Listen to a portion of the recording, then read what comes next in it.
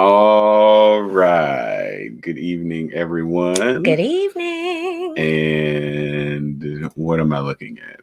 Okay. I think we're good audio wise, hopefully. Um Good evening and welcome to night 4 of this um conversation that we've had going on for a couple of weeks now.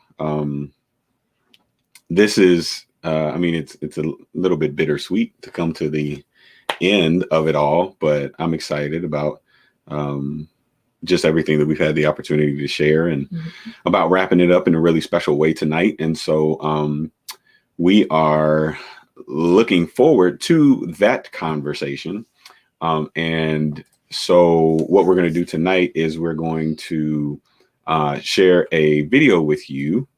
And this video is normally, of course, after we do our welcome and we say good evening to everybody, then we take the opportunity to share the announcements with you for the month. Sorry, I'm doing like 12 different things at the same time. Multitasking. But what we're going to do tonight is we are going to share some what I hope will be very important and very beneficial information with you all. I know it was helpful for me, and I hope that it'll be helpful for you because, of course, one of the big decisions that we're all making individually is about the vaccine. And there's a lot of information that's going around. There's also a lot of skepticism associated with the vaccine. And so a great friend, Jennifer Gilliam, wife of my homeboy, Marvin Gilliam, pastor of the Mount Carmel Baptist Church there in Richmond, Virginia. She shared this video on her Facebook page last week. And I just loved the explanation of the vaccine. Now, of course, this isn't everything that we're going to talk about tonight. We're going to get back into the conversation about church and all that kind of stuff. But I thought this was an important video to share just to provide you with some additional information about how the vaccine works so that you can make your own informed decision. So we're going to go ahead and share this video, and then we will be back to continue our conversation tonight. And I'm really excited about it. So keep your eyes on the screen. And yeah, let's let me find the click the right buttons. Hey y'all. I just finished rounding at Grady. Very happy to have my face out of this N95. I also just want to show you guys how happy I am about my goggles with the readers in it so that I can like see my patients and see charts at the same time. Amazing. But anyway, I'm here to talk to you a little bit about the science behind the COVID vaccine. And I'm going to do my best to do this in a way that is not overly confusing, but also that, respects all of you, because I think a lot of folks are saying, well, dang, why won't anybody break down the science of it? What am I actually getting? And I think that is a really reasonable thing to want to know. And I'm a nerd, so I love any opportunity to teach. Okay. So we'll first start with a couple, two basic things that I want to start with. The first basic thing is understanding the difference between DNA and RNA. So your DNA is like your blueprint. Think of it like if you build in a house and you need a blueprint to say, all right, this is the floor plan. This is what it's going to be like. This is what's going to be on the first floor, how many bathrooms, where the hallway is going to be.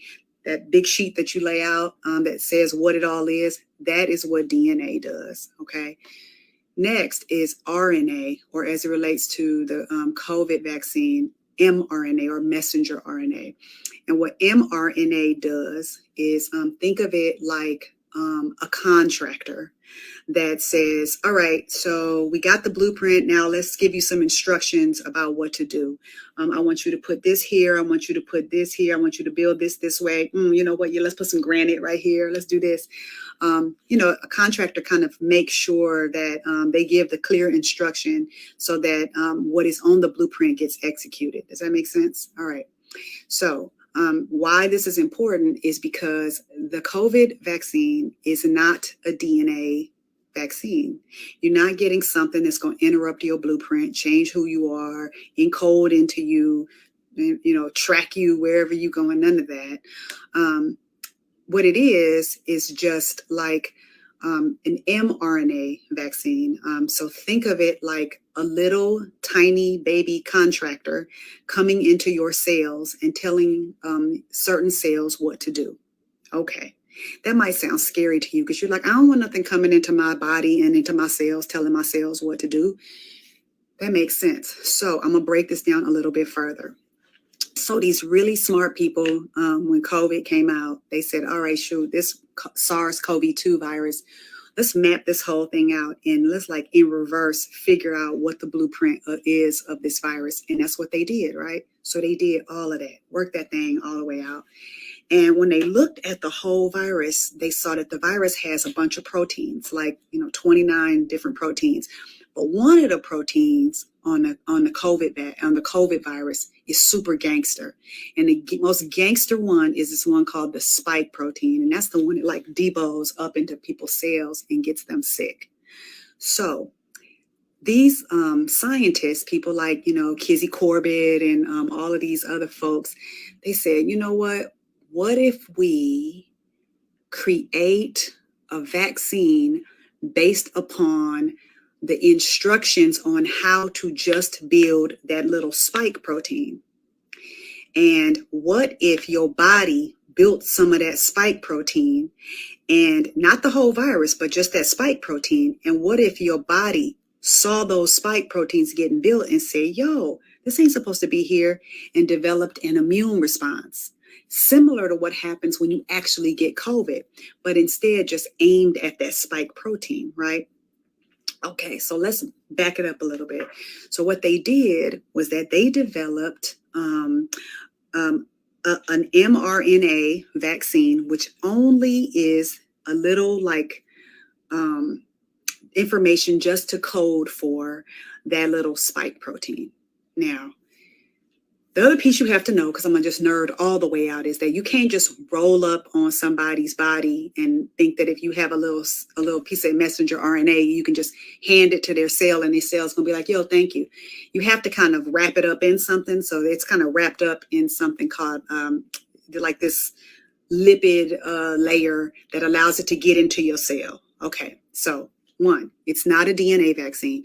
2, it's a mRNA vaccine, but it's only coding for that little gangster spike, that one spike, not the whole virus. So you're not getting the whole virus.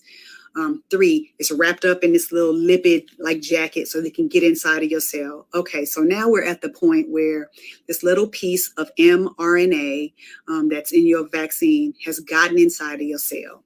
So remember, the mRNA is like the contractor. So this little contractor has now gotten inside of your cell when you got your vaccine, and it says, all right, what we getting ready to do is we about to build this spike, okay? And, you got all the materials in your body already to make the spike protein. So your body is like, let's do this thing. And your body, your cell is like, oh, this is what we doing? So we start making spikes, spike. You're making these spikes. So, no big deal so far until your cell goes like, wait a minute, this ain't something that like is supposed to be in your body. This is not something from us. This is coming from somewhere else. Somebody has invaded us. This is like a foreign material. You know what?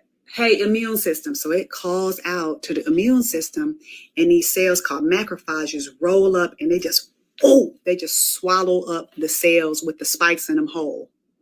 But check this out. This is what's so dope about our immune system. Before the macrophages swallow it up whole, something happens first. And what happens first is that your body says, you know what? We got these T cells and we got these B cells, and we remember you. Kind of like somebody who did you dirty, but then they come back smiling, acting like you forgot. That's what your immune system does. Okay, so what your B cells do is it makes antibodies. And antibodies are gangster, because what they do is they get made and then they sit back in the cut and wait for something to pop off, okay? They don't do anything until something pops off. The T cells just kind of be on the lookout, almost like, the little lookout dude, like, oh, let me see what's going on. Okay, so you get your dose of vaccine. Your body, makes these antibodies. The T cells now know what the spikes look like, so they on the lookout. And the other really dope thing about mRNA is it doesn't even stick around. It's like the UPS man. It comes, drops off the instructions with the little contractor, the contractor says what he has to say, and then disappears. So after you get the mRNA, it's gone. It ain't even like you have anything still living in your body, right? All right. So then COVID, you go, let's say you go to see your friend's mama, and she come up to you and she's like, oh, I'm fine. And she start laughing in your face, and her mask is like under her nose, and she got COVID. And the COVID then creeps into your body. And then here comes COVID rolling up on your body, right? With them gangster spikes, right? But when the gangster spikes get into your cell, remember, we got some memory. So the T cells are like, hell no, that ain't not who I think it is. And then the B cells are just gangster. They just be like, break yourself, fool. And they roll up and just.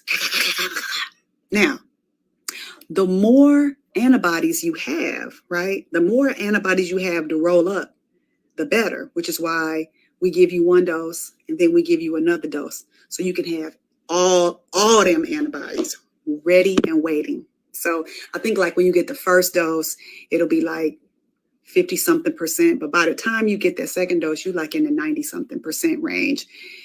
So that's pretty much how it works.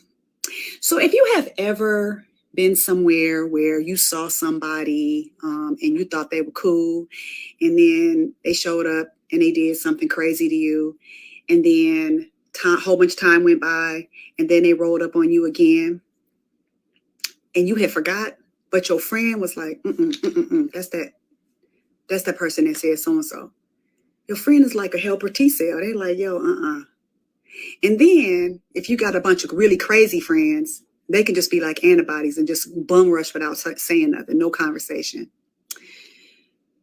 So that's the science behind what's happening. It is not a DNA vaccine. It is an mRNA vaccine coding for this little gangster spike that gets wrapped up inside of this little lipid blanket, gets in your cell, steps in, says, yo, make some spikes, then disappears. Your body starts making the spikes, and then the body realizes it's foreign, scoops it all up, but not before the immune system says, we remember that. Okay, we remember that. And creates the little army of antibodies so that when something happens next time or pops off, it ain't going down like that. So you need to get vaccinated. Don't say you don't understand anymore. And I need to go and get my dog because he's in doggy daycare today. That's all I got. This is your girl, Grady Doctor. And I'm out. Get vaccinated. Don't miss your shot. So there you have it, everyone. A very practical, very relevant demonstration and explanation of how the COVID-19 vaccine works. Again, the desire is just to provide you with the information that's going to help you to make the best decision for you. And so hopefully that video has done that. We'll also make sure that we share that on our Facebook page so that you can go on and watch it again, or so that you can share it with others, because it is, for at least for me, one of the best explanations in slightly hood terms of how the vaccine works, to really help us understand not only how it the way that it's constructed so that it doesn't like alter your DNA and all that kind of stuff, but also how a single vaccine can also be effective against the multiple variants that we're starting to see spreading around the globe now. So take that information with you. Continue to be prayerful about the decision that you make to vaccinate yourself. Let's at the end of the day just continue to do what's in the best interest of our brothers and sisters in the community and around the world. So that being said, we are excited. Tonight is the final night of this kind of impromptu series. This was supposed to be a single night conversation that turned into what is now 4 weeks. 4 weeks, an entire 4 weeks of just recounting the story of how we made it to Omaha, Nebraska, where Church on Purpose came from, some of the exciting events and activities that happened along the way, some of the difficulties that we had to overcome along our journey, and multiple expressions of how God has just blessed us through this process. And so as we finished up the story, I mean, kind of sort of, we got through the first service and then went through kind of the anniversaries and things of that nature, which, by the way, if you missed any of the previous three, I don't want to say episodes because that sounds cheesy, but if you missed any of the other three videos that we did, you can find those on our Facebook page, our YouTube, or as well as our church website at churchonpurpose.org. You can find those there if you want to check those out and just kind of learn more about our story. But tonight, I thought it was important. We spent the last 3 weeks sharing our perspectives on our journey. But there were a lot of people that were with us along the way. And so we wanted to bring in just some very special people to us to kind of share with you their perspectives on this journey, and just kind of hear some of their stories and some of their insights, and and just kind of talk a little bit more to give you an opportunity to hear an even more well-rounded recounting of the events of that time. And so we're excited to kick this off with an individual who probably is more well acquainted with the origin story of Church on Purpose than probably anybody, because he was there all along the way, from the moving truck ride to seemingly randomly ending up at Big Mama's and having those multiple conversations with her that week. He was there on the pedestrian bridge, there in the car on the way to the airport, while I'm tripping out. And I mean, just there in those middle of the night conversations while we were really fleshing out the vision of Church on Purpose, and there for our family for the duration of his temporary sojourn here in Omaha, Nebraska, while he was completing his doctoral program there at UNO.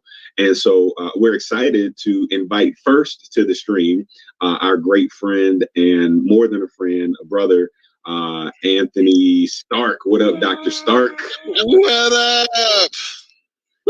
Good to see you, man. It's good to be seen. I'm happy to be here. I've enjoyed the walk down memory lane, so to speak. So I'm happy to be able to be a part of this. Well, you've been a part of it literally from the beginning, and so I think it's fitting that we kind of kick off this segment with you as our guest. And so I guess just kind of the first question is really the Church on Purpose question. What kind of stuck out to you from the journey? What stuck out to me from the journey? The first thing that comes to mind is I remember you leaving Omaha, and I just remember the intensity that kind of came along with that trip, and we can talk more about that later. But I remember leaving Omaha, and I think there was a point in my mind where I kind of knew too, like you had made up in your mind, like that Omaha, like you had come to this decision, and not lightly. And I was just thinking, like, I hope Jene doesn't think that I tried to convince her husband to move to Omaha. I just remember like wanting to be very clear that like I had nothing to do with trying to tell your husband. You kept asking me, so what did Jonathan talk to you yet? Like, you think you guys are gonna, have a church or a move or whatever? And I never put two and two together. And part of it too is I think thinking through my own lens and my own perspective, I never saw Omaha as like as a final place for me. I kind of knew, like, I came to Omaha with the understanding. I remember like being at you all's house, as a matter of fact, you and Jene, David, and I think Jada had just been born at that time. Jada hadn't been born. You were pregnant. You had gone down to Florida to visit Nikki, and I remember Jonathan was doing ministry stuff during that time in Norfolk, and he let me stay at the house and just chill because I needed a place. I'd gone and visited all these schools, and I needed a place to just like be alone. Not for my family, but they're probably watching this. So, hey, love you guys. But I really needed a place where like I didn't have any other people. And I remember he was gone that day. He was literally at the church the entire day. And I literally remember pacing the floor in your and right above Carol Collins's apartment, thinking like, wow, am I really about to move to Omaha? And part of that decision-making process was me. Is I realized that it was not a final step for me. So when Jonathan left, and that first thought came to my mind, I wanted to make very clear to you, like, yeah, it wasn't me that moved to Omaha because it took a lot for me to move here, and I was under like the auspices that you'll be here for a few years. And don't get me wrong, Omaha's a great place, but I just never, that wasn't part of my vision, and I didn't feel like that was what I was. That was a place where I was being called to be. So, yeah, I'll stop there and see what other questions you have or any responses to that. Got anything? I don't have anything just yet. Well, in that case, I'm glad that I talked to her pretty much as soon as I got home, so that there was no surprises on that end. But So let's kind of go back and talk about the ride out there, because it was a great drive. It was long. We had some great conversations. We almost got caught in the purge in Louisville, Kentucky. Yes, we survived the purge of 2014. So share some of the that you remember from the drive out there. I remember a lot of conversation. I think one thing that we've always done well is we've had great conversations. I like asking questions, and you have always been comfortable with just kind of going with the flow of a conversation. And so it makes it very easy for us to move from topic to topic really seamlessly. I do remember the little moments that became big moments. Mm-hmm. Like the stop, I remember like that Wendy's. Like that Wendy's was not an uncommon Wendy's. Like I think we stopped in like Short Pump, which is like literally near where I grew up. And so I was like, oh, but I definitely remember that conversation with that old frail. I mean, she was sweet as pie, but I was like it. I remember her standing out. Like I still see her face. I remember how we allowed those moments, and it's clearly divine at this point, but we really allowed those moments to guide the conversation. And early on I realized too that this wasn't my trip. I had my own plan. I budgeted, if you know me, I like budgeted everything. I had already made the hotel reservations. We were supposed to stay in Louisville the first night, which we did, and we survived the purge. Mm-hmm. And then I'd never been to St. Louis. I'd been through St. Louis. And so I was like, we'll do 8 hours, like 8 hours each day, and then we'll wrap it up, the last few hours on Sunday. But you were really adamant about getting there. You just really wanted to like get there and have the trip over with. Not saying that, we weren't having a great time, but I just remember like early on, it felt like you had like your own intentions for this trip, and it's really interesting now to like kind of hear you go back and retell the story, because it's very clear that they weren't your intentions. Mm-hmm. Yeah, that is it's funny that you say that, because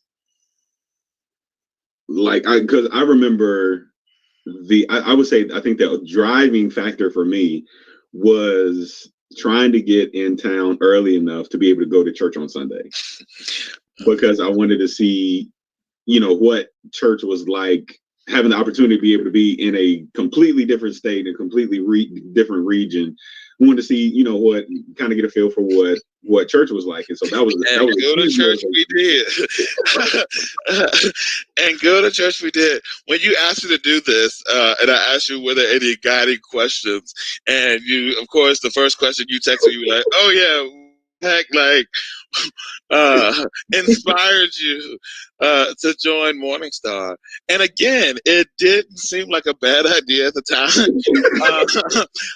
And not that it is a bad idea by any means, but it really, I mean, it's funny too, because again, I don't really remember making these decisions as if they were my own decisions. I do remember there was something familiar about Morningstar. I probably would not have gone to a church. I wouldn't have gone to church that Sunday because we would have been on the road coming from Louisville. Yeah. And from what I had seen through my kind of courtship with UNO, so I'd already been out to Omaha before and done that stuff. I didn't get to see the full glory of Omaha. And so I think for me, being in a space where there were a bunch of other Black people, because I hadn't seen any at that time, and things of that nature, it just really felt comfortable. And so it felt like, okay, if you're going to do it now, make this commitment. Yeah. And how long did that commitment last? That commitment lasted until Wednesday. It lasted until Wednesday. But listen, this is God. This is not me. Because I, again, had very clear, I'm a planner. I knew where we were going to eat each night when we went to Omaha. And so we were on our way to Crave, this restaurant Crave that I really enjoy. And I was like, okay, we'll go there. And he starts flipping through the magazine that came out of the new members brochure, sees somebody that he knows, and it's like, oh, this is a sign. And then, being in business at that time and being extremely business-minded and very conscious about networking and building relationships, especially empowering the Black community, he wanted to eat at a Black-owned restaurant. And, oh, my goodness, there was this, I think, did I ever give it to you? That magazine from the church when I moved? If not, I have it. So I don't need it because of course my boss now is the magazine. Gotcha. There are copies around the office. Yeah. So it was, again, these were not my I honestly felt it's interesting when you tell the story, and when I think back on it, I was like, these were not decisions that I was just kind of going by the seat of my pants, whereas you on the other end were very much on the opposite end of that spectrum. You were very intentional about everything felt very weighted to you. From my perspective, it felt weighted. I remember when I went to orientation, I think that was the day that you read The Giver, because we went to go see The Giver that night, and so you were definitely much more purposeful in this journey than I was. I was just trying to have one last hurrah before I had to read books and didn't know anybody, at that time. Yeah. Well, I appreciate you allowing me to hijack your first full weekend in Omaha. But it was, there are so many memorable moments from just that whole experience. And kind of bouncing around, jumping around all over the place, but we definitely had some good conversation. Some that will never be spoken of again. Never be spoken of. Yeah.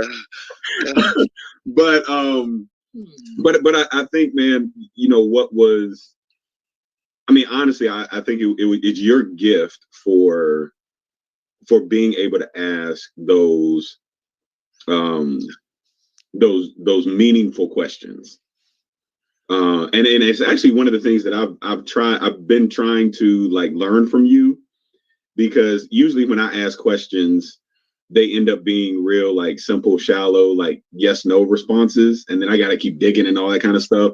But one thing that I've always appreciated about you, and one of the bigger values that I've seen that you brought to my life, has been the ability to make me think below the surface.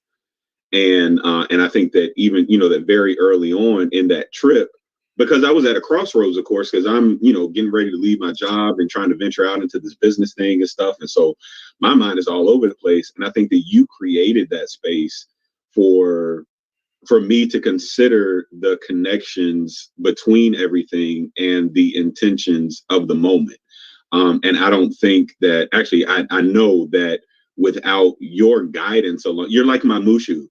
You know, without your guidance along that journey, like, you know, I don't defeat the Huns and, you know, and win the Emperor's sword and, you know, and marry the prince. I mean, I know Jene has a rather full mustache, but I'm kidding. No, I'm kidding. No, but I will say, I remember one conversation that we were having. This was like, you know, because we were reading The Alchemist, and I remember when I was gone, because I had like commitments that I had to like attend to for the first kind of couple days I was there. When I was away, you were very intentional about using that time. I remember you were journaling a lot. I remember you were reading a lot. You were very conscientious about who you connected with while we were gone. I remember like you made a couple of phone calls, but they were very, again, intentional phone calls to people that I think you were really comfortable with and getting their perspective. But anyways, I remember this one conversation. This is getting to the coaching point, and it was taking you forever to get there. I mean, you were like dancing around it, and I don't like, I'm a patient, but like it doesn't really get to me. But I was like, this nigga has said it like 5 times already. Like, why is he not like? Why is it? You really struggled with that? Like, I'm a coach. Like, you really struggled with taking that out of the context of like what you had experienced in coaching before. Yeah. And yeah, but I remember once you got there, I remember how glorious it was once you got there. Like I could see like a lot of what you were struggling with and the way that your mind is working. I'm sure Jene has noticed it by now when he's doing something and he's really thinking how he like chews on his tongue. And like all of those things stopped after you kind of came to that moment of realization. So, yeah, it's always interesting to hear you talk about that moment of clarity for you.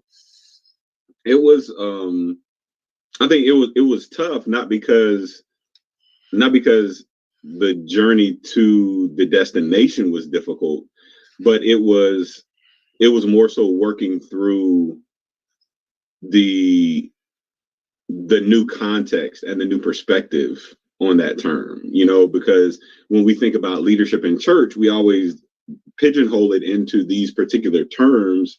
And so it was really hard for me, you know, even at that time, with beginning to wrestle with this idea of pastoring and planting a church. It was really hard to kind of reconcile that with like being a coach, because it's just like, oh, I'm a coach, which means I need to go start an athletic organization or something. You know, I need to start doing private training and the fellowship of Christian athletes. You know, right? Exactly. You know, I need to get a job at the university and, you know, and go back to coaching track or something. But it was, you know, the revelation in that moment was more so like understanding how the principles and the makeup of a coach can function in the kingdom. And that was the huge piece for me, because it was like, oh, I don't have to do this like other people do. I can do it in a way that is authentic to me. Yeah. And I think that was really liberating. And without that connection, I don't know that we end up getting to the point to where it's like, hey, let's start this church kind of thing. I'm not moderating this thing, but I do want to be mindful of time and, you know, making sure that this doesn't become, you know, a 6-part series. 5 more minutes. I want to jump forward really quickly to Jene's first trip to Omaha, when she came out for the job interview. What was that like for you? Because I also remember there was a lot of stuff like happening at that time. And so what was going through your mind? Like what was that experience like for you? So in my head, when we got on the road to go to my interview, I was like, holy crap, I'm going to have to drive this? Oh, Lord, please be offense. No bridges? Huh? No bridges? We all went down there, didn't we? We all went to the creamery at University of Nebraska-Lincoln. That's right. That's right. Yes. And yes, it's one long bridge, but it's not as long as the Hampton Roads Bridge. But it was still a bridge. And so my fear of bridges and water, we'll go over that some other time. But anyway, it was still long. And I once we got there, I was like, okay, I gotta figure out something for my family, and I gotta just stay here for a little bit. But it was good to have you there because you had already gotten a feel of, a little bit of the place and stuff like that. So you were kind of showing us around. But again, asking those important questions, like one of the questions you asked me was like, so do you think you can stay here? Gonna last? And I was just looking at myself like, how did he read my mind? Like, I didn't say that out loud. Like, I'm thinking all of this stuff, but you actually said it. So I was like, he probably already know I'm not about to make this drive every single day, especially not in the snow. Mm-hmm. So yeah, it was exciting to have you guys, everybody there, you guys, you two there while I was interviewing. And all through that interview, that's all I kept thinking about was those two things. Like, you're not gonna stay at this one too long because of that drive, and two, you got to keep it long enough so you can, support your family. So yeah. That's it. That's all. Okay. No, it's good. I was waiting for the next question. So we got about 3 minutes left before we prepare to transition to our next guest for the evening. One, we'll definitely have to do this again. Mm-hmm. Because I mean there's so much more that we can't we don't have time to get into. The Malcolm X Memorial, the bookstore, and I mean just so much more. So many things that happened during that week that definitely laid the foundation for for the belief that was needed to be able to make this kind of move. But I think my last question for you would be, of course, hindsight is always 20/20, but during that time, what were your thoughts about the possibilities of moving here and starting the church, and how does that compare with what you perceive to be reality at the time or now? Now.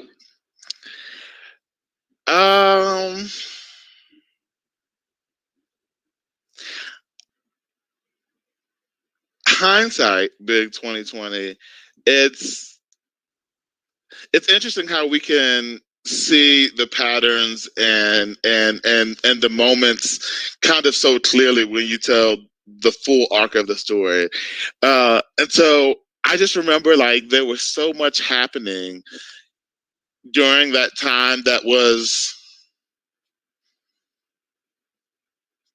I'm almost speechless now. Like it was very clear and very evident what was happening even in that moment though. Like, it's one thing to be able to tell the long arc in that story and be like, oh wow, like it all makes sense now. Mm-hmm. I do it, at the start of every semester when I tell my students how, this boy from Beaver Dam ended up in Denver, teaching. Yeah. But living that, it didn't seem like it was, this grand narrative. And those moments, it did feel like it. Like, I mean, each of those moments were so honest, so genuine, so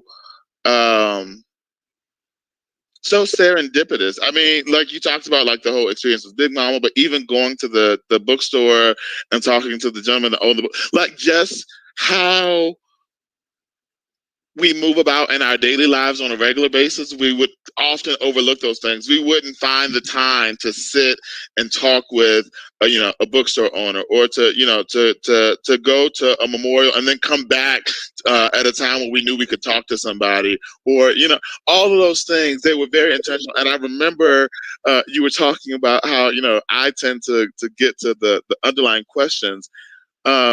And those conversations that we were having, I just remember everyone, you had the way that you were asking questions of individuals, the way that the conversation went about with Big Mama, the way that it went about with other folks, like people were really clear about like a need in Omaha. And it was always exciting to me to be able to go back to the apartment later that night and talk about these things, because you had this vision that didn't have a home, and this seemed to be a place without a vision. And so, like, just I remember even when you guys came out the third iteration, or it was your third time, Jene's second time. That was the time when Quentin and Priscilla came out, and like we were up. I think Jene has a picture of like us looking at the map. Like, how is it like?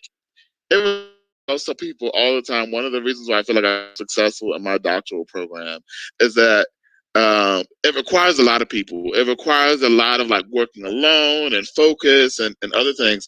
And I really enjoy being able to be Uncle Anthony, like being able to walk away from all of that and experience Omaha through the eyes of the kids and those types of things. And so I just recall, like, I mean, when you guys moved to Omaha, the fact that you were literally a block away. Like, this doesn't happen. And so, yeah, it just, I never quite doubted it. It just always made sense. You guys had such a very clear commitment. I would say that my nervousness and my trepidation was probably more so with Jene and just like her comfort and moving to this space. Because there was a lot to take in. And at the time, like, we were all friends. And of course, you know, but you and I had a very like close relationship, and Jene was a great friend, but Jene was like that kind of friend by proxy. And so us being able to build that relationship, and then, you know, JoJo being born in that experience. So like how all of these things happened, I honestly can't imagine it having happened any other way. So yeah, I always also tried to be very cognizant of like keeping my own boundaries at the same time too. Like, again, we'd hang out every day, but also recognizing like this was a vision that you were building, not wanting to get too caught up in things that I knew that at a certain point I wouldn't be around to kind of see follow through. And so it's always been amazing to also be able to sit back, and you all allow me to do that too, and engage in the ways that that I'm okay engaging with. But yeah, just kind of being a fly on the wall as you tell the story. Like, you know, it's amazing to be able to say that I was there to see it as it happened. Well, awesome, man. This was actually, I mean, this is proven to be an even better idea than what I originally thought. I mean, this was great. And I totally forgot from the story that that we flew out here for her interviews. That's what I was asking Jene about, because like that whole trip, there were signs on the way back. You know, and so as like so I appreciated the talk about like the interview, but I was like, there was a whole lot that happened in that first trip, and so I was really trying to get like, what was that like? Like, you know, Jonathan left with a very clear sense of purpose and a special connection to Omaha after that first visit, and so I was always curious, like, yeah, I don't think my first visit to Omaha was that intense, and so I was really curious to know, was your first visit to Omaha as intense? Yeah. Well, we appreciate you, man, and you know, and we're so grateful not only for the role that you played in helping to helping us to get to where we are, but in your ongoing engagement and support of the church. You know, it's always a great time when you facilitate the sessions for our leadership retreats. And just the other times that we have to be able to chop it up a little bit and talk. And so I'm excited about, you know, even the additional contributions that you will be able to make to the work that we continue to do here. You may not be here in Omaha anymore, but the fruit of your time in Omaha will last for a long time. And so we're grateful for your friendship. And we of course continue to wish and pray the best things for you as you continue to make a difference in the world, brother. Love you, man. Love you guys too. Thanks so much, friends. I'll talk to you all later, and tell JoJo to live it up while he's at home by himself. We were doing really good with not cluing people into the fact that this was pre-recorded during the day, but made it all the way to the finish line and you cut that part out. All right, brother. Well, thank you, man. We'll talk to you soon. All right. Talk to you guys later. Bye. Love you. Love you. Too. All right, so that wraps up our first guest for the evening. So obviously, great conversation, great opportunity for reflection and some really great memories. And we are excited to have the opportunity to welcome our second guest for the evening. And I will let Jene introduce this guest. Well, this guest is Mahart. She is the one who carried me, not for 9 months. I think it was like 7 months. And she has been an inspiration to me. So she is an amazing individual, who continuously speaks life into so many other people. She pours out, and she is none other than my mommy, Diane Bennett. What up, mother-in-law? Good evening. Good evening. How are you? Everywhere because I couldn't get on. Oh, you're here now. That's all that matters. I'm here. In a space. Me in a space. I'm here. Yeah. So welcome to the conversation. You had the opportunity to follow the videos over the last couple of weeks, and so when you reflect on the journey from your perspective, what really sticks out to you the most from the experience? Me crying because my babies were leaving me. When you approached me and shared with me that you all were moving, I said, "Where? I had never heard of Omaha." Oh my goodness. Oh, my heart just jumped. But Cheeks. I had to let her go. What did you say, Jonathan? Don't ask him. No, keep going, Ma. I had to let her go. And for a while, Anthony was on the chopping block. I just knew he was the culprit. Put in your mind to go way out nowhere.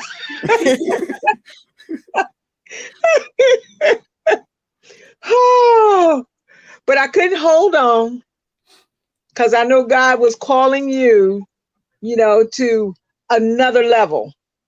He was taking you on, and you had to break away from everything and everybody. So I finally understood that. Yeah. But I thank him for keeping you too. I thank him for keeping you and where you are now, in ministry. I am so proud of both of you. So proud of you. So I guess the highlight was just me, pondering on, they're leaving me. They're moving away. They're not going to be here with me anymore. Yeah. Yeah. And I think it was probably a more difficult dynamic for you than probably anybody, because of course, being at the same church, you got to not that you were concerned about seeing us, but you got to see the grandkids, regularly throughout the week and everything. And so, knowing that they were going to be gone, that we were going to be gone, that's a huge shakeup to life. Yes. So what was it like for you after we left?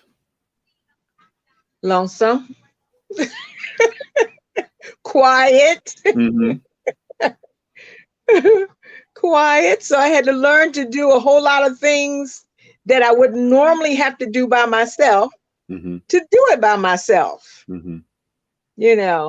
And just trusting in God all the way. Mm-hmm. So I learned new things. Well, praise the Lord. You learned how to use the video. Yeah. New things. Indeed. Yes. Yeah. So Mom, kind of tell us a little bit about your thoughts that were going, like deep thoughts that were going in your mind when we first started talking about it. Well, I guess my thoughts went to, they don't know anyone out there. You know, who is she going to call on? You know, when she needs that extra touch or someone to, I know you were trying to find a job, you know, to watch the kids, you know. I mean, that was it, that I felt like you were going to be out there by yourself, even though you and John were together, you know, I still felt like that you were going to be alone. But I know you weren't. I know you wouldn't be. Because that was my trust and faith in God too. But the mind is something, because it would take you. Yes, it will. A million different ways. But I think you made it an attempt, and you made an important decision not to let your mind continuously wander, because you reflected back on how good God has already been and how he has already kept you, not only you, but he has kept us. And so you've allowed your decision to overcome the thoughts that were coming to your mind, and as well as being able to release that that frustration or that anger or that anxiety about us leaving. Yes. Yeah. Very well said. Yes. And then my first visit out there, oh my God. Just getting ready to ask you about that. Oh my God. How did reality with perception? Whoo! I think it was around Thanksgiving. Mm-hmm. And it was an ice storm. Mm-hmm. So those conversations started going on again in my head.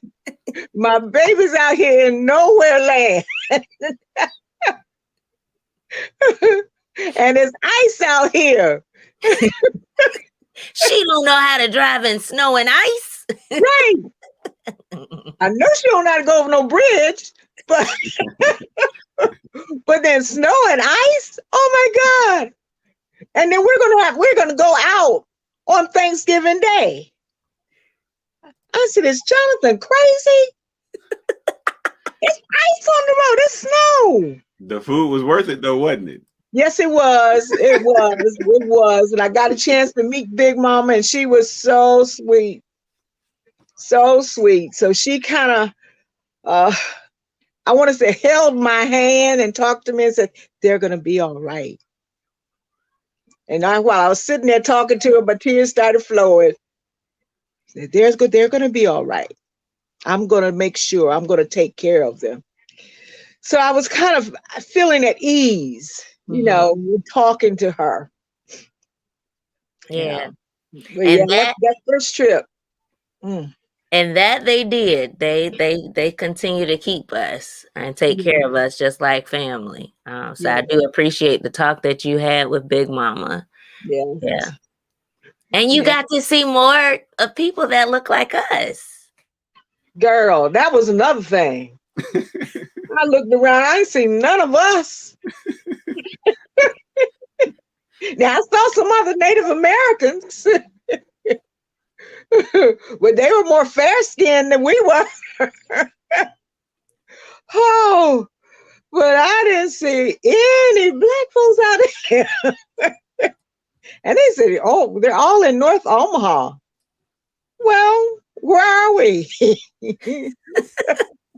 Where are we? At the time, we lived in Midtown. So that was kind of like a mixed culture there versus all black. No, upstairs. There what?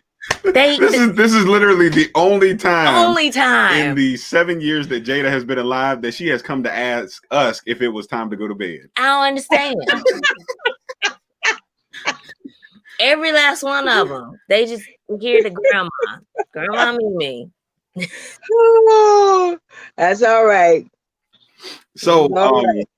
So I have one final question for you, and then I guess Jene will have kind of wrap up comments before we transition. But how did this experience? Granted, we were the ones that were moving, but it had a direct impact on your life. How did this experience challenge your faith, and what kind of fruit have you seen since then? Well, like I said, learning and knowing that I could do things on my own, as I trusted God, to walk. And I think about that time, I was just getting over having a stroke. Okay.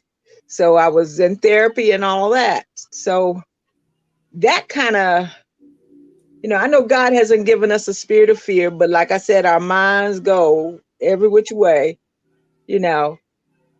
having thoughts of that, not being able to get my meals together like I need to, not get my thoughts right, and, things like that, but God showed me that I could do a whole lot more than I thought I could. Yeah. So I had to step out there, because I've always in the past, would push my girls. I would push them to do, to be the best.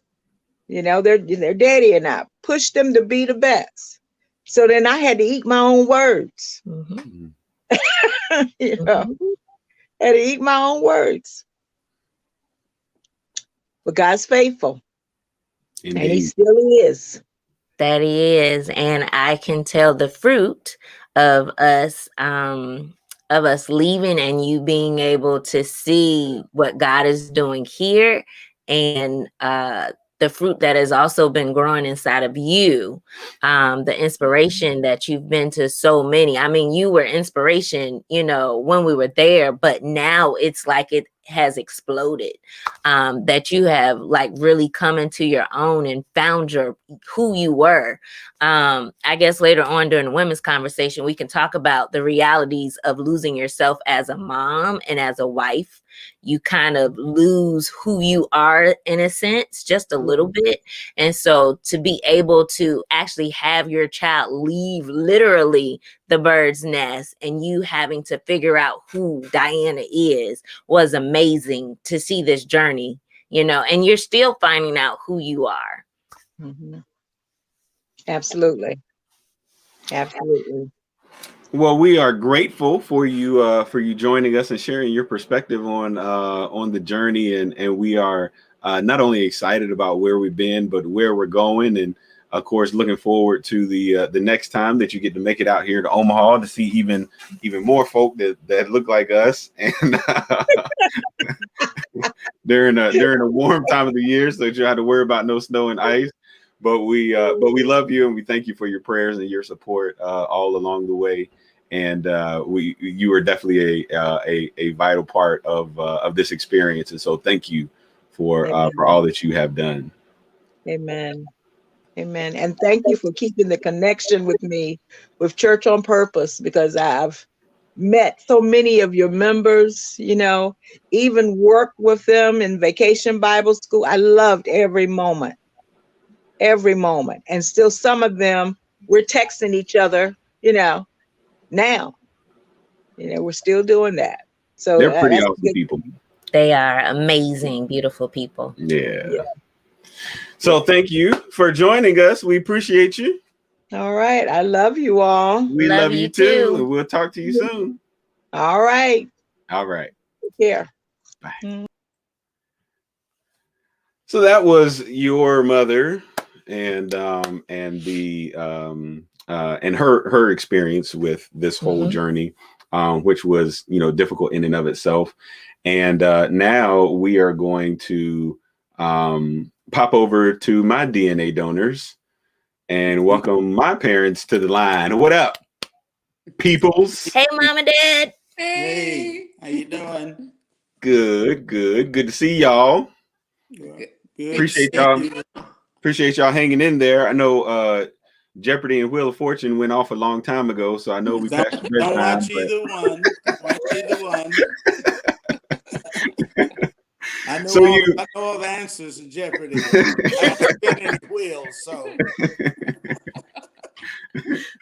So you kind of heard how the how this conversation is going. So I think you know kind of where we're going. Mm-hmm. So just kind of share with us what. Oh, look, Aunt Jackie's on there. Hey, Aunt Jackie. But share with us just a your perspective on this journey for us through me coming back from Omaha and calling you and telling you what I believe the Lord was calling us to do and all of that. Okay. Yeah. Well, I was going to let your mom go first, but since you talked to me most of the time when you called, I guess I'll go first. But I wasn't surprised. Of course, having been a pastor for years and our having to make those faith moves over the years in pastoring, but mainly the conversations that and some of the decisions that you made in years leading up to that. And I'll just stick with those conversations and those decisions that you made. Mm-hmm. But one that really sticks out is how you were very intentional, Jene. He was very intentional about choosing his life's mate. I remember him coming to me and talking, but maybe to both of us, but I know to me about this young lady he'd met again. You all had, I think, first met at Eagle Eyrie. And He met me saw at you at Eagle Eyrie. Yeah, he met me at Eagle Eyrie. but in a non-stalkerish way, though. So let's Okay. clarify that. But anyway, it was Eagle Eyrie. All right, both of you were at Eagle Eyrie at the same time, right? And he remembered you.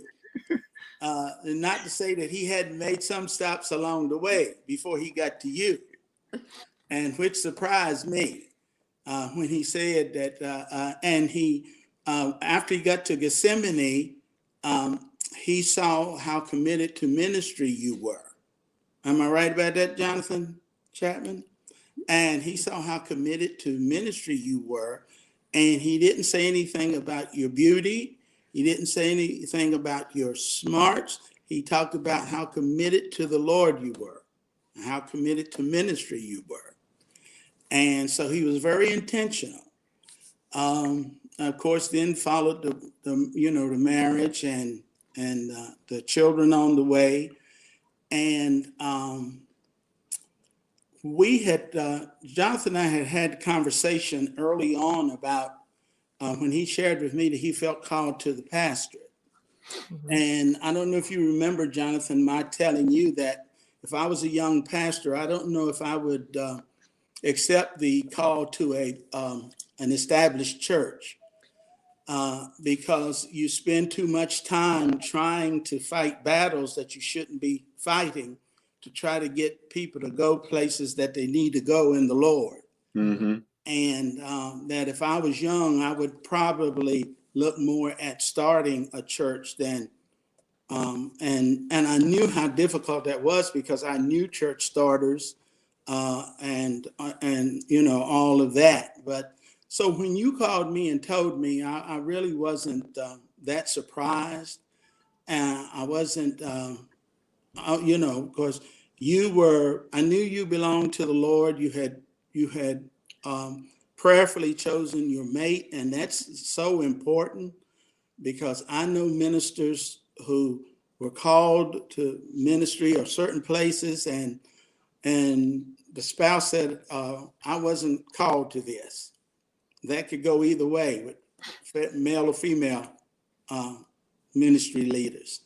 And so I wasn't surprised, and I knew that that God had you. I knew what God had brought us through, and all the times that we moved, not knowing what we were going to or going into, and to look at where, and for me, I have an experience. You have an experience of having both parents. I had that experience of being on my own since I was 8 years old, and to see what God had done through my life. I wasn't afraid. I wasn't worried about what God would do through you all. And so, it was just, on me. My responsibility was to pray and support you. And you were over 21. You'd stopped listening to me a long time ago anyway. So but I started listening to you again though. So yeah, tell the whole story. Yeah. Okay.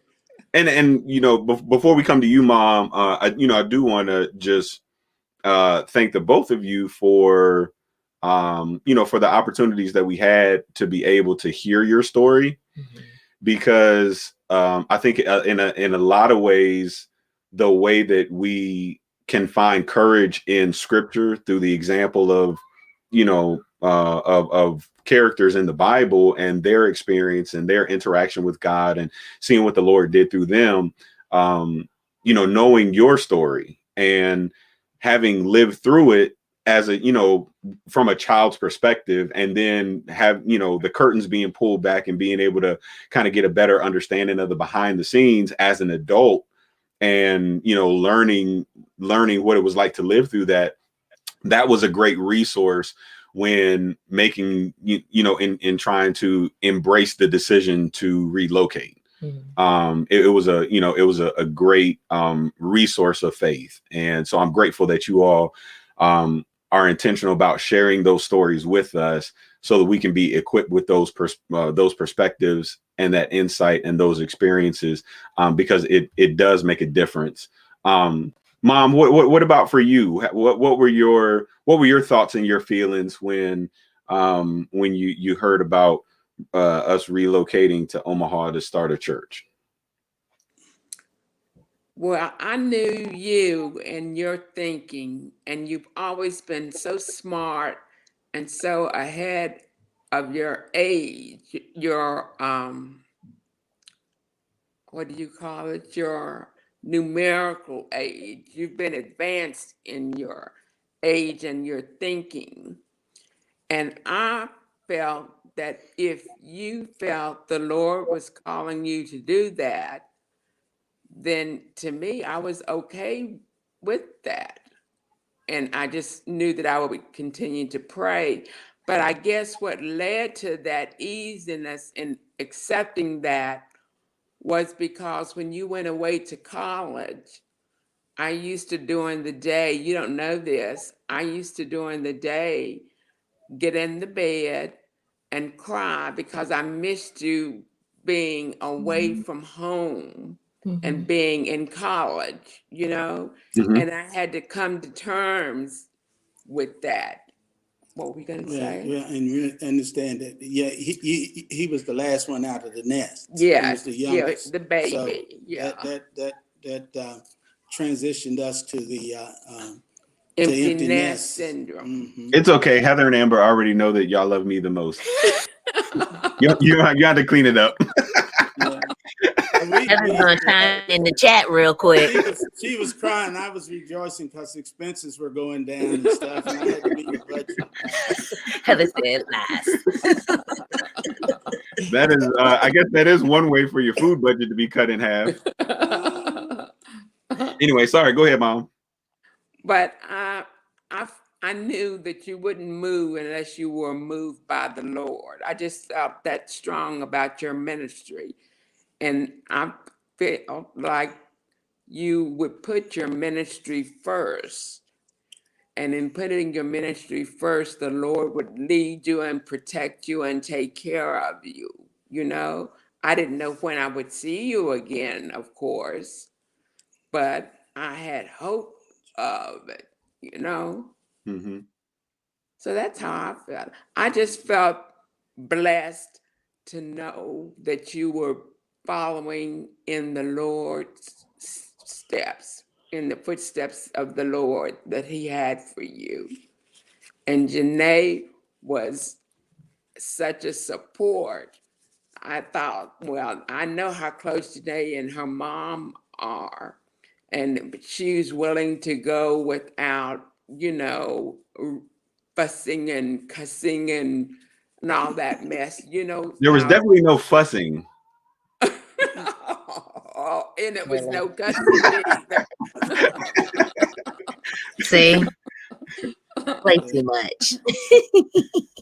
But you all were a blessed couple from the beginning, and you just continue to grow in grace, and it's amazing to see you. I love you very much, and I think about you and pray for you. You're special to me. You'll always be, no matter how old you get, you'll still always be my baby. And my baby is. Let me find out my mama on here quoting Mariah Carey lyrics. Anyway, I just want to say, don't entertain them. Right, Heather, Mariah Carey. But I just want to say how impactful you guys were, not just for Jonathan, but for me, because you guys are a living example, like Jonathan said. A tangible resource that I could connect to. Mom, being that you were a first lady, to give me the guidance that I need when, you know, you're moving to a whole nother, you know, city or a place without your family. And I know that you were close with your family. And so being able to sit down and have those conversations, because as you know, there were some difficult feelings that were in the midst of that.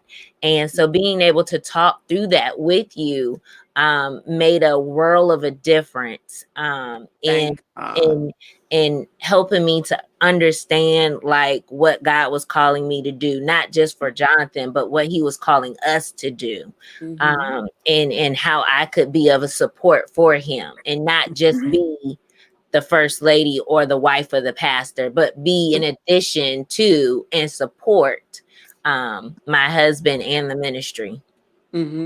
Yeah. That's beautiful. So what has how has the reality of Church on Purpose compared with any kind of thoughts or ideas or expectations that you may have had, if any, when, you know, kind of looking down the road and wondering how things were going to be?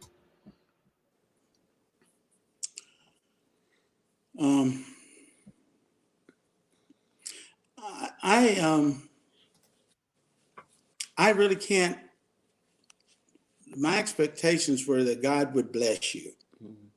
And let me say this, because hopefully they're listening, because I've always thought a lot of them, and I hope they've garnered that somewhere in my spirit. But that's Quentin and Priscilla. You know, for two people to love you and trust you enough to pick up and come follow you and enter, you know, ministry with you, that of itself kind of spoke volumes to me. But then knowing how committed and how God had already equipped both of you with the gifts and talents that kind of made each other strong, that made your ministry strong. You both, make the ministry what it is because of the gifts that God has given to both of you. Mm-hmm. And now you're raising a little group of Chapmans that are just adding to that strength. Mm-hmm. We can see it. Mm-hmm.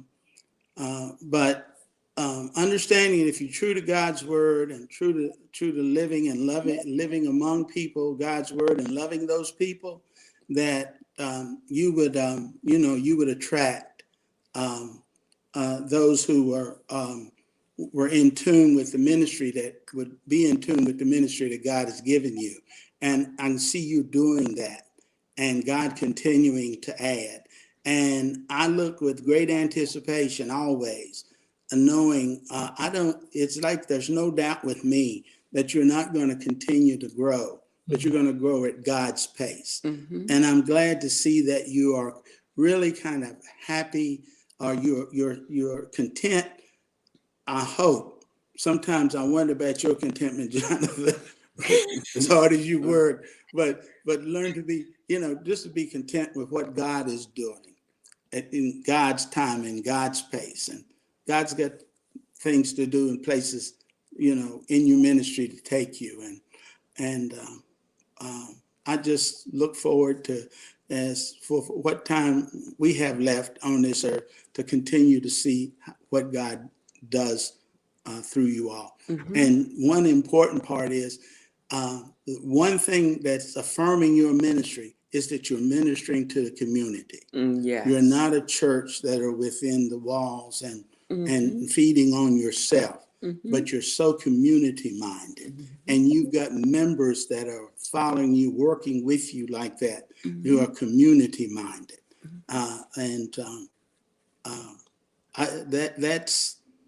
That's what affects hearts and draws people. Mom? Yes, son.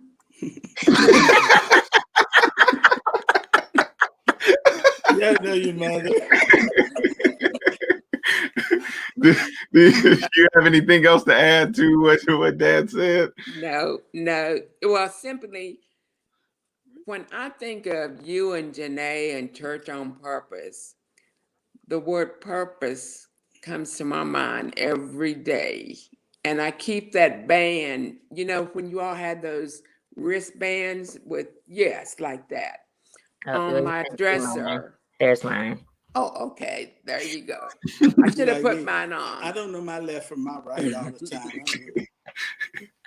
But the inspiring thing about how you preface all your messages with, you want people to get something out of the message and then make a change in their lives in the coming week. You know what I'm saying? You put a time span on it where you can work with. That to me has been so inspiring. And I know the Lord has blessed you and sent you there for the purpose that you are fulfilling. And I'm thankful that you all, being as young as you are, you're willing to be instruments of God's salvation here on earth. And you're really great role models. And I think that's enough. And may I say this real quick, because of all the way that our people in Omaha really seek to serve the community overall. Not just, to me, it's not just clubs, but there are people who are really, community minded. Mm-hmm. And that just, and you connected into that, and that just, I think it's great. That's going to blossom. And it's going to continue to bless not just the Black community of Omaha, but I think it's going to touch and reach other people. Mm-hmm. Yeah, absolutely. That is certainly the hope. And we appreciate you all hopping on tonight and sharing with us, and and we're just so grateful for your continued support, encouragement, and investment Mhm. in Church on Purpose. You know, when sharing the story about the journey, you know, one of those kind of critical moments was the day that we left, when we didn't have the resources for the trip, and it was your obedience to the Holy Spirit in what you sent to us that day that ended up being the provision from the Lord for us to be able to complete our trip.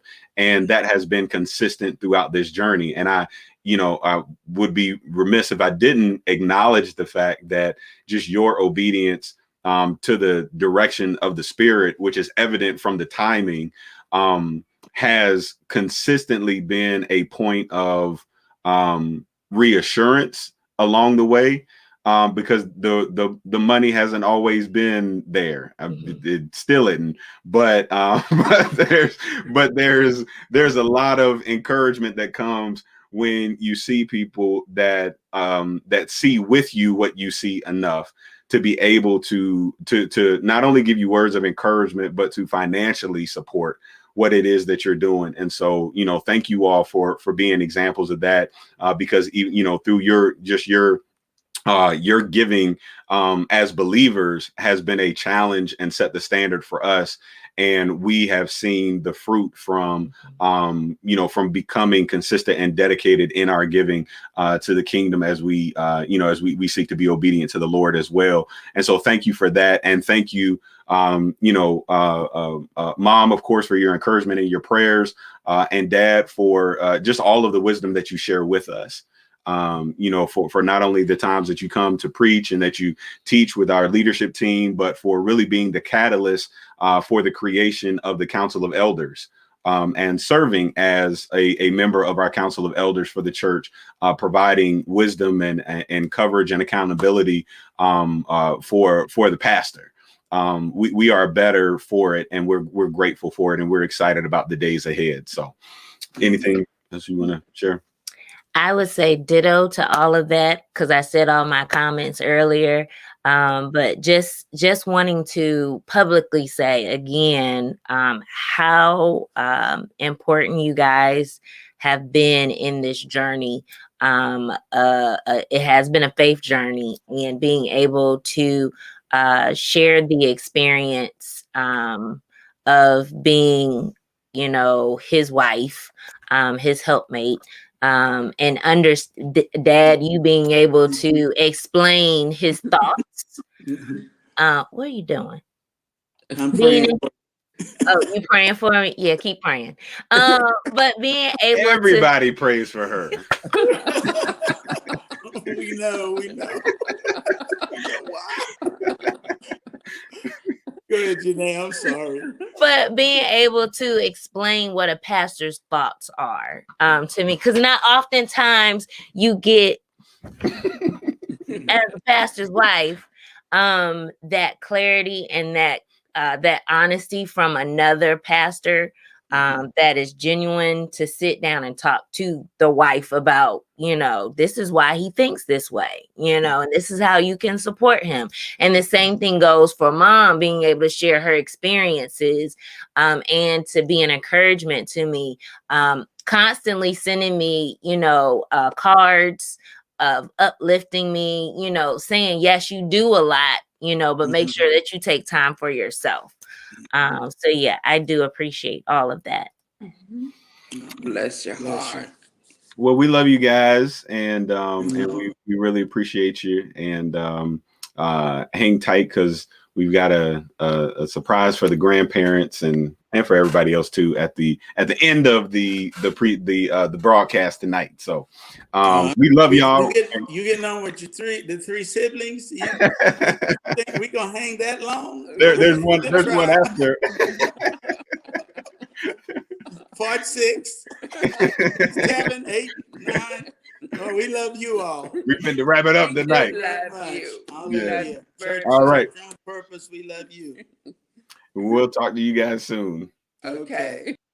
All right. Well, we are down to the final segment of this journey, and there's we knew that we could put these individuals at the end because they don't go to sleep until Well, I don't know. Nikki I goes to don't know sleep what time. early. So Nikki's sleepy, so we probably need to go ahead and She's bring supposed to yes. her in. So so we are going to wrap up this this session and this segment by inviting our sisters into the conversation tonight.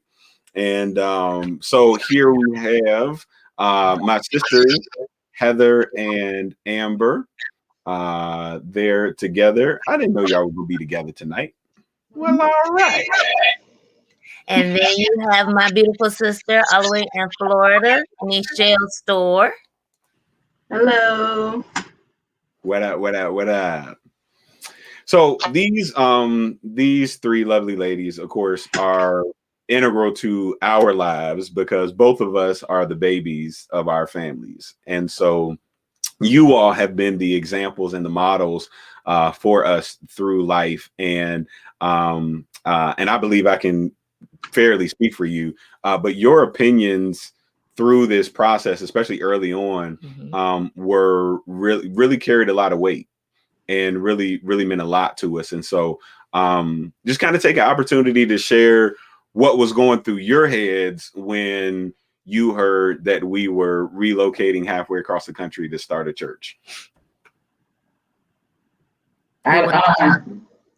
Starting, if nobody else is. Initially I was shocked.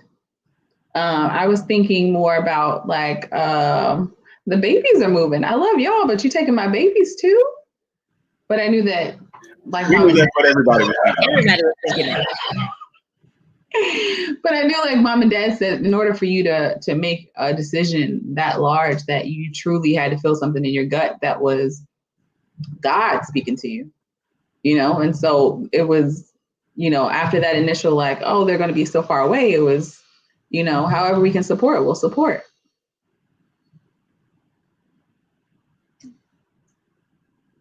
And I think I think we had been talking, I think we knew for several years. Well, I'll speak for myself, not we. I knew for several years that that you were called to plant a church. And so when you came back and you said you needed to talk, it's almost like the Lord spoke to my heart and I immediately knew. I was like, oh Lord, like I knew something was coming. And it was, so when you said it, it was confirmed. So I would agree that I was shocked that it was going to be in Omaha, but I knew that it was the Lord, because I'm like, there is no way that you guys would be moving to Omaha if it wasn't the Lord calling you there. So, it was definitely that, I think peace in that the Lord was calling you there. And it was clear that if you're being called somewhere like that, there was definitely the Lord in there. But definitely, I mean, the flesh part of me was definitely like, oh my gosh, my family is moving to Omaha, because we're a really closely knit family. All of us, Jene, Jene is a sister, just, and like Amber said, the kids, everybody. So it's, even though you guys weren't there with us all the time, we could just hop in the car and drive down to Tidewater to see you. And it was just thinking, we're not gonna be able to do that anymore. But again, going back to, just that piece, and that you were following, his calling at the same time. So it was that kind of oxymoronic feeling, I guess. Yeah. Bittersweet. Yeah. Nikki? I just thought y'all were crazy. I mean, for me, being a parent and having already made a move away from home, and living away and being in an unknown area, and being a parent, being by yourself, being a military wife, it's hard because you don't know who to trust. Even your closest person next to you, you can't really trust them. So that was my biggest thing. And y'all are a little bit more welcoming to people than I am. And I was like, oh Lord, they're so friendly. So that really scared me. I'm not that friendly to people. And, oh, come on over. Yeah, no, don't come over. So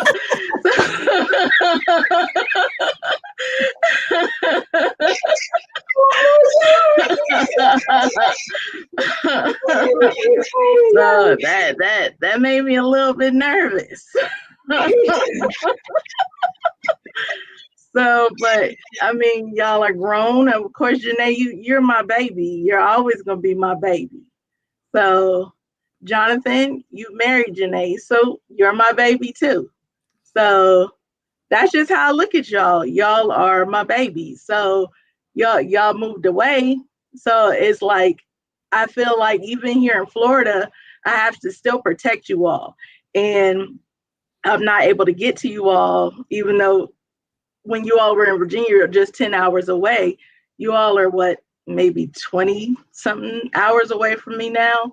I'll take that 10-hour trip any day of the week. I mean, I'll take the 20 something hour day of the week, 20-hour trip too, but that's pushing it.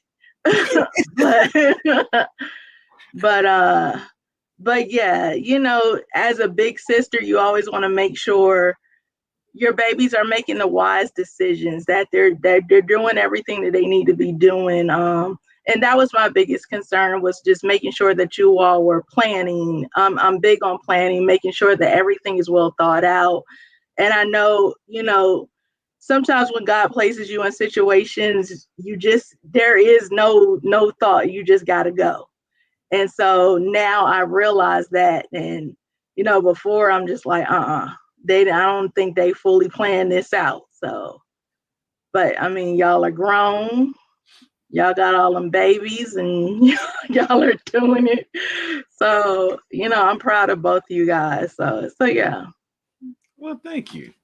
So all of you have had the opportunity to, of course, come to Omaha. And so how has the reality of Omaha compared to the perceptions of Omaha prior to your first trip? You really want us to say it? Go ahead. I'm still trying to find the Black folks because I ain't seen none. So the next time I go there, take me to where they're at. I love Nikki. So much. Oh, Lord. There you have it, everybody. You have met my sister officially. Now we don't know what's going to go on with coronavirus this year or whatever, but geez, this is a Native Omaha Days year. Native Omaha Days is the biannual celebration. It's the homecoming for Black Omaha. So there's a week-long celebration, the events and activities where Omaha natives from all around the country come back to Omaha for a week of celebration, and that's a pretty huge celebration out here in the community. But even when that's not going on, there are still plenty of us. We've seen some.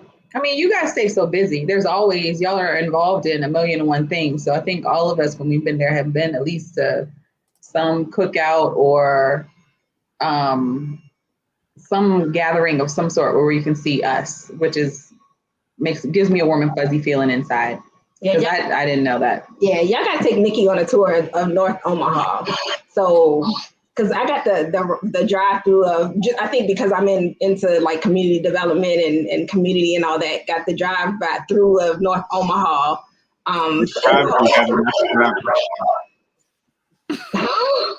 Drive, whatever that is. It's a whole bunch of Black people. So I was in awe. I was in awe. And so I was excited that I got to come back. And when I tell people all the time that I have family that lives in Omaha or Nebraska, that's the question all the time. The same way that they tell me when I tell them I'm from West Virginia and they say there are Black people that live in West Virginia. Yes, I'm from there. With Omaha, yes. Like there's an entire section of Omaha that is, you know, and they are doing it. They're exciting, really exciting things happening that we can learn from. So yeah, so I've had a great experience when I've come out. Just the everybody has been super friendly. I have to readjust sometimes when I come back, just from people speaking and everything. So yeah, I mean, and just things to do, especially like, Midtown area when you guys were living in Midtown. Just very different than what I thought. I thought it was going to be cornfields. Of course, when we drove out to go to the NASCAR thing, that was like, no, this is what I thought it was going to be like, field drones and all of that. But, the immediate city, it's some cute little areas. Before you all mentioned Omaha, I had never thought about Omaha a day in my life. Like I honestly, I remember looking at it on a map because I needed it for a test, but that's as far as it went. I never had any aspiration or thought I would ever be there for a vacation. And who knows? Look at God, right? Yeah, it's a cool city. It's a cool little city. And I remember you all, the first time you all asked us to come out, and I was like, I want to see y'all, but I don't know that I want to take vacation time to go to Omaha. Like, are we gonna sit in the house and crochet? Are we making corn baskets? Like, what are you all? But just, like everywhere else, that there's plenty to do. And it, like to Heather's point too, is thriving. And I think for me, it's been such a valuable experience because I never thought of it that way, because you don't hear about it as a major city, but just to see and hear the impact that you too are making in the community is huge for me. So I love I love talking to you all and hearing about how the community is growing and developing and the projects that you're working on. And I think that's a component that a lot of our communities are missing, is just the action and being involved. We're so ingrained in social media and being caught up in everyone else's life that we forget to live in the communities in which we live. And so for me, it's inspiring and encouraging, and it has adjusted how I am even structuring my business. So I thank you guys for that, because you definitely opened my eyes to a lot more opportunity and the responsibility that we have as members of our community to be involved in our community.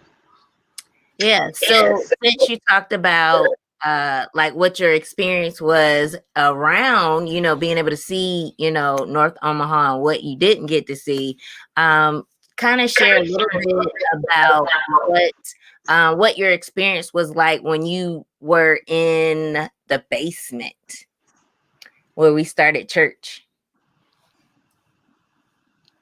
The first time I came up, was like, strangers in your house? Well, we don't do that here. Like, to Nikki's point, like, there was a period of time where I was like, I hope Jonathan's got a knife somewhere. I know he doesn't have a gun, because he's not gonna have a gun around them babies, but maybe he does. Hopefully he does, because I would not have been so welcoming or open. And I know that it was what you saw fit at the time, but that definitely made me uncomfortable. People go upstairs to go to the bathroom, people start roaming around.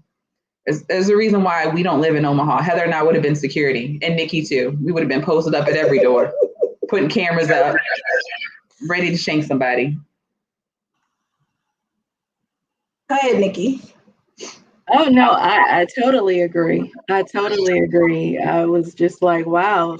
I mean, all these people in the house with the kids here, and so yeah.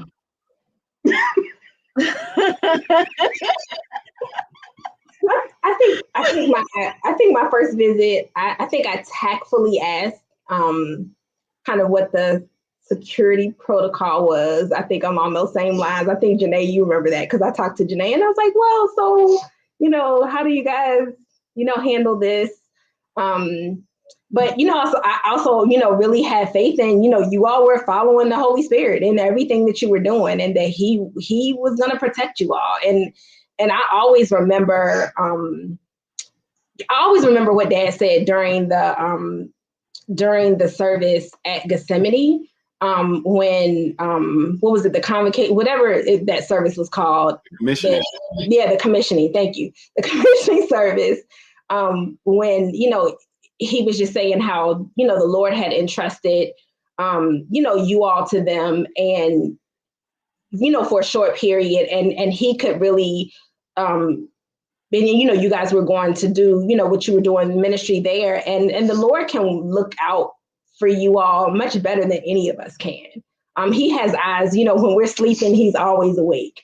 You know, he's all knowing and all of that. And so, you know, I always really just remember that and took comfort in, you know, he's omnipresent, and if we're in his will, then he'll always take care of us. And so really just thinking about that help to ease that whole thought about that, you know, thing for me. But then, I mean, I think to the experience, my first experience in the basement and that service, I didn't know what to expect because I hadn't had an experience like that before.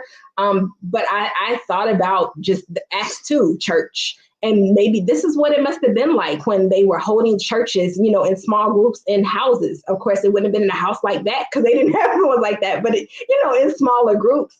And it was powerful. I think there were only, you know, I remember Courtney being there, and I think there were only maybe 3, Priscilla and Quentin, there were only maybe 5 or 6 of us there, not counting your crew, because y'all have a church within itself. I think the Lord knew you had to have those kids. So you have a drum player and a praise team person and a audience for the church. but you had your own church too. But I just remember the Holy Spirit moving, even in that being there, even in that small group. Like, it was such a powerful experience. And it just reinforced that you were on mission. So it was a really a great experience.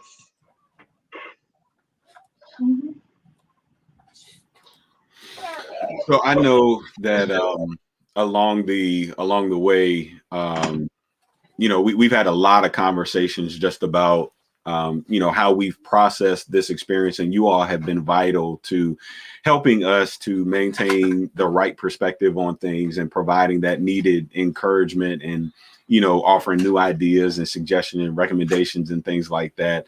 You know, we're a better church because of you all and because of your investment in us. And so, you know, as the younger siblings, we have to you know, we have to take an opportunity to express our gratitude for you all, because you know, we look up to you, and, you know, even today we are proud to call you all our sisters,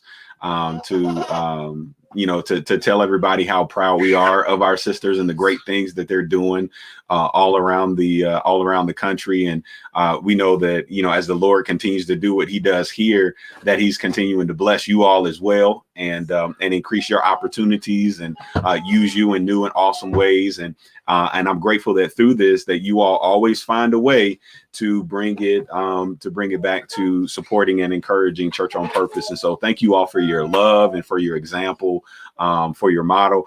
And Heather doesn't know this, but we have this ongoing competition between the two of us about who can be on the news the most. And so I recently here caught, you know, I think I'm one behind you right now with the story that ran over the weekend. But you know, but we appreciate your example, and just how you continue to both support us, but also challenge us to continue to be better. And I will honestly say, I appreciate the talks that we have, because I need that as your baby sister. And I appreciate the honesty from each of you, and the outlook that you give me, because that helps me to think differently when making decisions. And Nikki, I thank you for being the first one of our family to accept us moving and to help others to transition and feel comfortable in that space. And because really, that really helped me to move forward with what God had already called, you know, for Jonathan and I to do. I remember something that stuck out to me was that you had a conversation with my brother-in-law. He was like, why is Jene moving? You know, and you said, well, Jene has been taking care of her parents, you know, and taking care of so many. Now it's time for her and Jonathan to live, like do what they need to do or are called to do. And I felt that was inspirational to me, because that just let me know that that's where I needed to be. I needed to live for Jene. So thank you. And Heather and Amber, see, I always get emotional when I talk to my sisters. But no, Nikki, seriously, that really helped me. That was a breakthrough that I needed. And Heather and Amber, I appreciate you guys pulling me in like I am your sister, like I'm your blood, and, you know, loving on me and always supporting, and not just because this is your brother, but really getting to know who I am and getting to love me for who I am. And I appreciate that. And I appreciate all of you guys for pushing me to be the woman that I need to be. We're so proud. Any final thoughts? I think that, you know, we're so proud of both of you all, how you have taken a faith step. It has challenged me in my life, and has caused me to reflect. I mean, from the moment that you all, you know, I sat in that room, I think virtually, and you shared the vision with you know, your friends and with family. It has continued to challenge me in my walk. You know, we're the closest thing that people can see on this earth to Christ. We're his hands and feet. And so just the example that you set for other people in obedience, it's been huge to me, and just being consistently challenging me, and just your love, the love that you consistently show for other people, and how you just continue to work and you just grind, you know, just,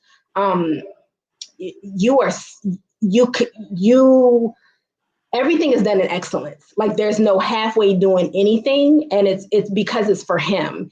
And I think there are not many people who see, and we don't see it because we don't see you all the time, but when we do see you, how you're constantly whether you're thinking about what you can do to touch the lives of others, to share Christ, for the church, and all of those things, supporting your membership, supporting the community, just all of those things, the sleepless nights.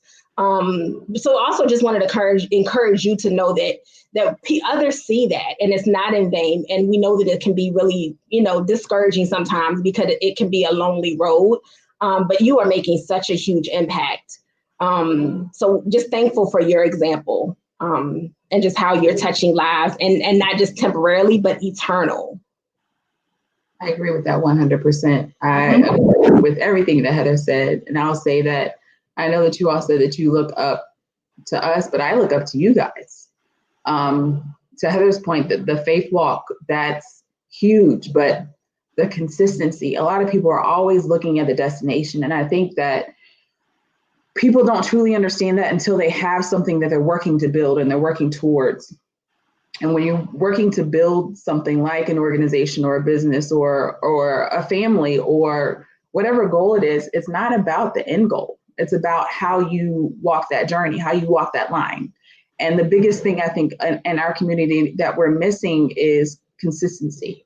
And I love to see how both of you all are consistent in everything that you do. To Heather's point, is excellence and consistency. And I think that modeling that day in and day out, the days that I get tired and I don't want to talk to anybody, I think about you all, and I think the work that you do, and seeing how you all have grown and how you've adjusted and how you've maneuvered and you've changed lanes, the agility that you have as a ministry, but as a couple too, has been a pleasure to watch, because I think about, you see so many people and so many couples that work in ministry together, and it's you see them together, but you don't see them really working together. And I think it's an example, especially people our age and in our generation need to see. And so I appreciate you all for that. I appreciate you just for being, you know, who you all are individually and collectively. But I think it says a lot that you all have been able to, you literally like packed up your life and you moved somewhere, and you look at how you guys have built and contributed to the community, and how many people there just love you all, how excited they get when they see you, because people know that you're doing the work, and it's not, you're not there to get anything out of it. And I think that too is just a reminder of who and what we're supposed to be. So you guys are modeling and showing not just Church on Purpose and not just the people of Omaha, but I think anybody who comes in contact with you You're showing them what type of person they need to be. So I love you guys to the moon and back, and then some. And I'm appreciative and thankful for our relationships, but just to have a front row seat to what you're building and what you're doing. So I guess I'll end it and just say that I love you both. And I'll just speak to you all's relationship and just say that I want you to, I know everybody loves you. Everybody loves Jene and Jonathan. Everybody loves the Chapmans, but I want the Chapmans to just continue to love each other. So that means continue to go out on date nights, continue to do just the little things for each other. Never forget about each other, because without each other, you can't make anything else work. And, you know, God put you guys together for a reason. And so, you know, continue to build on your relationship. You guys are doing an awesome job. You guys are an awesome parent. So I just want to let you know I appreciate you. Jene, I appreciate you. I always tell you, little sister, you run your house like a well-oiled machine, honey. And I don't know how you do it sometimes, but you do. And I see that, and just keep doing what you're doing. But I just want to let you guys know I appreciate you, and just never stop loving each other, never stop dating each other, and everything's going to be okay. We appreciate you all more than we have words for, and we, you know, really thank you for taking time out of your evening to come and to share with us and to reflect with us, and you know, think about those these times over the last 5-6 years. But we know that whenever we get together, y'all don't come for us, so we're gonna add the grandparents back in here, and come on. So that y'all can see the baby. Okay.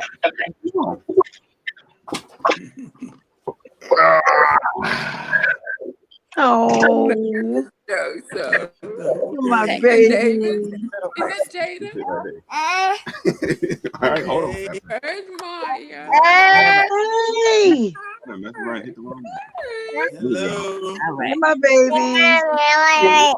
Oh, Hey. wave. Mwah. Wave. Thank you. Mwah. So, I got it.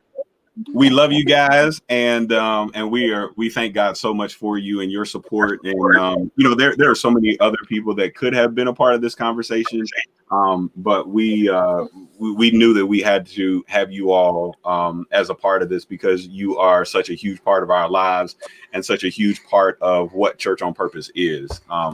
We aren't who we are without you all, and our church isn't what the church is without you all. And so we're grateful for you, and we thank you for your prayers and for all of your support along the way.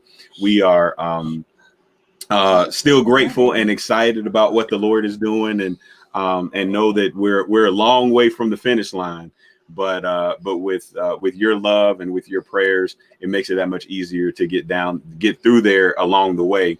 And you know, and the last before I pass it to Jene is that, you know, we appreciate the standard for love and support that you all have established in our lives, which has helped us to connect with some people that demonstrate that same kind of love and support. You know, we may be a small church, but we are a church that is filled with some amazing people that God has definitely purposefully and intentionally connected together. And we're able to recognize those individuals because of the example that you all set for us. And so thank you so much just for all that you do, because, you know, wherever Church on Purpose is, wherever people are talking about it, you know, there's a piece of you that's in that. And so we're grateful and thankful for your love and your support. And I'll pass it to you two. So I just want to say thank you again for just your genuine love, your honesty, for loving us, for sending care packages, for calling the kids, doing video chat, for Grammy, Papa, Mimi learning how to do video chat. We appreciate the lessons during virtual learning that gives us a break to be able to work and do ministry. And the same for our aunts, sending activities for the kids to do, sending a big pool. I mean, like everything. We thank you for everything. And we also thank you for not only loving us, but also connecting to our members. And that makes our membership feel like they're a part of our family. Being able to text and see you guys on Facebook and, you know, vice versa. We just thank you guys for allowing that to happen, and for you being your authentic self. So from us to all of you guys, to our family, to our church family, to our friends that are watching on Facebook and YouTube and the church website, we want to say that we love you. We thank God for you. And welcome to Church on Purpose. This is who we are, but it's not who we're going to be. And so thanks for being along for this part of the journey. And we're excited about your journey with us as we continue to move forward. We love y'all. Have a great night. God bless. God bless Bye. you. I love you all. Bless you. Say bye. Love you. Love you, Bye. David and Beverly, Bye, you guys. Kisses. Amber, Heather, Nikki.